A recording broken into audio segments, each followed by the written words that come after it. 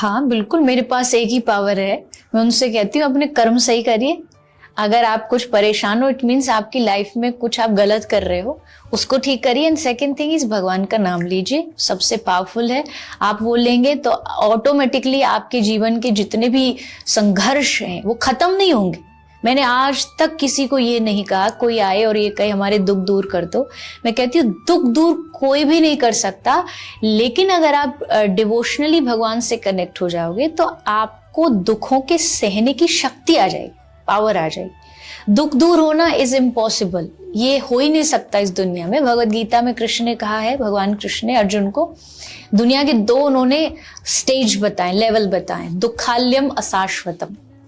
ये संसार first is दुखालय। दुखालय मतलब दुखों का घर है। अब आप दुखालय में सुख की आशा करोगे तो मूर्खता है।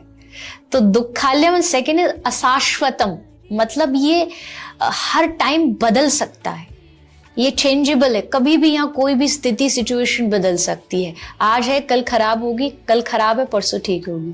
तो ये दो दुनिया के रूल है। और आप अगर किसी मेरे जैसे प्रवक्ता या संतों के पास जा रहे हो और आप उनसे कुछ चमत्कार की आशा लेकर ही जा रहे हो, आप बहुत गलत हो।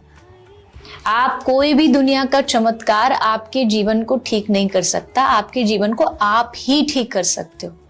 तो ये पहली चीज तो अंधविश्वास के चक्कर में कि भाई कोई धागा दे दे, कोई मंत्र फूंक दे कान में, कोई ताबीज दे दे, इस चक्कर में नहीं पड़ना चाहिए।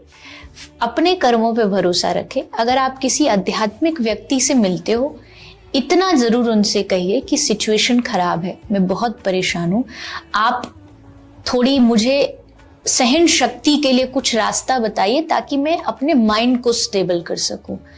तो लोग बहुत आते हैं मेरे पास, पर मैंने भगवान की कृपा से आज तक, या ये कह लीजिए मेरे गुरु ने जो सिखाया है, कि कभी भी किसी को लालच मत देना कि मेरे पास आ जाओगे तो मैं ये कर दूं, मैं वो कर दूं।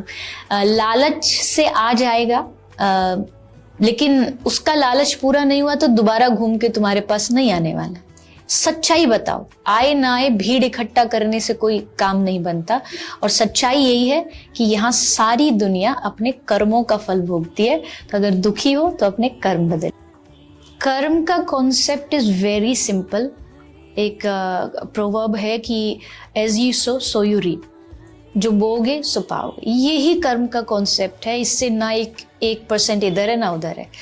आप कहोगे जैसे आपने कहा भाई मैं तो बुरा नहीं करता, बट मैं ये कहती हूँ कि आपको सिर्फ ऐसा लग रहा है कि आप बुरा नहीं करते हो। ऐसा नहीं है कि हम बुरा नहीं करते। इस दुनिया में कोई साधु पैदा नहीं हुआ।